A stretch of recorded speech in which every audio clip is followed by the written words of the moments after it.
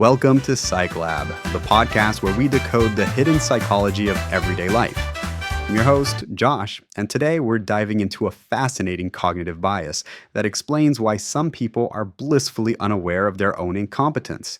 It's a phenomenon that, Chelsea, you're late. And soaking wet? Late? Josh, I'm an instrument of pure efficiency. You can thank me later. I just single handedly repiped the entire studio bathroom. My shoes are squishing with the sound of progress and also sludge. You repiped the bathroom? Chelsea, we had a professional plumber scheduled for this afternoon. I paid a deposit. Oh, him? I sent him home. Total amateur. He was using a torque wrench and talking about pipe sealant. Overcomplicating it as usual. I watched a 5-minute video on YouTube called Sink Fix in a Jiffy, and let me tell you, I have achieved enlightenment. Plumbing is just adult Legos, but with more water. This wrench is practically an extension of my arm now. Right, adult Legos. Chelsea, is that a faint dripping sound I hear? And is that water seeping under the studio door? That's not a drip, Josh. That's the sound of victory. And the seeping, that's just the system purging the excess. It's part of the process. You wouldn't get it. Purging the excess onto our very expensive recording equipment. Okay, relax. Professionals just want you to think it's complicated so they can charge you more. It's a conspiracy. I have mastered the art. I am a plumbing savant. You know, this is incredible. You've provided the perfect introduction to today's topic. Is it the genius of the untapped polymath? I've been waiting for that one.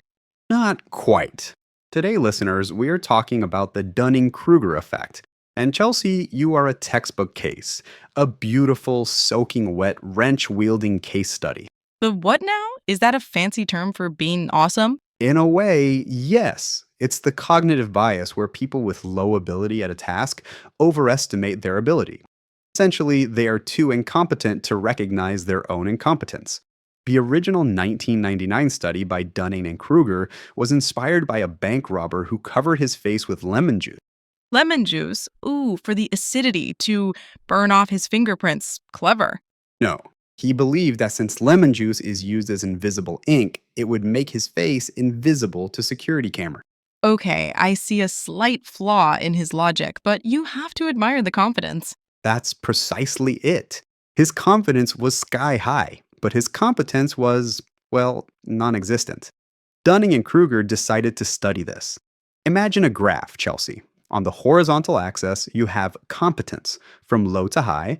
On the vertical axis, you have confidence, also from low to high. Okay, I'm with you. I'm obviously at the top right corner. Maximum confidence, maximum competence. A plumbing goddess. That's where you'd think, but the actual graph is a curve. When you start out with very low competence, say after watching one YouTube video, your confidence shoots up dramatically. This first peak is colloquially known as Mount Stupid. Sounds stupid. I like it. Sounds exclusive. The view from up here is fantastic. I can see all the mistakes that so-called professional plumber was about to make. You're standing proudly atop it, Chelsea, planting your flag. The problem is, from Mount Stupid, you know so little that you can't even see the vast landscape of knowledge you're missing. You don't know what you don't know. What's not to know? Hot is on the left, cold is on the right, and everything else is just pipes. It's intuitive. What happens when you start to learn a little more? You realize there's soldering, P-traps, water pressure regulators, building codes. As your actual competence begins to increase, you suddenly realize the sheer scale of your ignorance. Your confidence plummets. This nosedive is called the Valley of Despair. Despair? Never felt it. Doesn't sound like my kind of place. I'm more of a plateau of perpetual awesomeness kind of gal. That plateau doesn't exist, unfortunately. The Valley of Despair is a crucial stage. It's where real learning begins. It's the moment you say, wow, I actually know nothing. From there, as you continue to learn and practice, your confidence slowly and humbly begins to climb again. This is the slope of enlightenment. Slow and humble sounds inefficient. I prefer fast and loud, like this gurgling sound coming from the walls. See? That's the sound of rapid, confident progress. I think that's the sound of trapped air in what remains of our plumbing system. But here's the interesting flip side of the effect. It's what I call the expert's curse. Ah, a curse that afflicts us experts. Tell me more. Dunning and Kruger found that true experts, people on the far right of the graph with very high competence, often underestimate their own abilities. What? Why? Because they're so knowledgeable, they find the tasks within their field to be easy, and they incorrectly assume that because it's easy for them, it must be easy for everyone else too. This is related to imposter syndrome. A brilliant physicist might think, oh, explaining quantum mechanics is simple because they've forgotten the decades of study it took to get there. I get it now. You're suffering from the expert's curse, Josh. You think explaining this Dunning-Kruger thing is hard, but I, a natural expert, grasp it instantly. It's okay. You'll get there. No, Chelsea, that's not it. The curse isn't about finding it hard, it's the opposite. An expert has internalized so much knowledge that they forget how difficult it was to learn. They can't put themselves in the shoes of a beginner anymore. That is not at all what I meant. The world is full of examples of Dunning Kruger. Think of the person who reads one WebMD article and then argues with a surgeon about surgical procedures. Totally. I told my dentist he was holding the little mirror thingy all wrong last week. He got so defensive. Some people just can't take constructive criticism from a more enlightened perspective. Or what about karaoke? It's always the person who is most profoundly tone deaf who grabs the microphone first and belt out a power ballad with utter, unshakable confidence. They're just passionate. You're mistaking passion for incompetence. It's a common mistake for people in the valley. The point is the skills required to be good at something are often the same skills required to recognize how good you are at it. If you lack the former, you inevitably lack the latter. So, how do you escape Mount Stupid and climb out of the valley? You don't. You build a castle on Mount Stupid and declare yourself king, or queen in my case, queen of plumbing and common sense. The real solution is intellectual humility. It's about questioning what you know.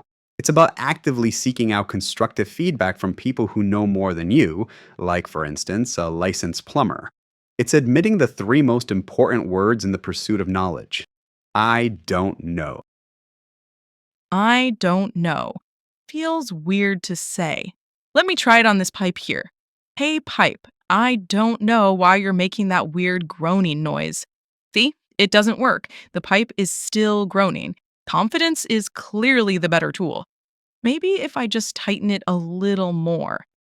Kelsey, no, don't touch that. That's the main water source. Oops. Okay, that was a much bigger spray than I expected.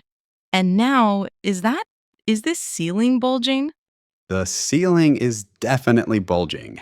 That is our upstairs neighbor's bathroom, which I believe you have just successfully connected to our studio. Right. Okay. From this new, very wet perspective, I'm starting to see a valley. It's quite deep and full of despair and drywall. Welcome down, Chelsea. The first step on the slope of enlightenment is admitting you need to call a professional, and maybe an electrician, and possibly a structural engineer. Fine, I admit defeat. My plumbing expertise might have been slightly overestimated, but you know what I am an expert in? Great to ask. I'm not just a host, I'm a subscribe button expert. And my expert opinion is that all of you listening should click it right now. It's easy, you can't possibly mess it up. Please just click it before she breaks something else. For Psychlab, I'm Josh. And I'm Chelsea, and I'm off to watch a YouTube video on structural engineering. How hard can it be?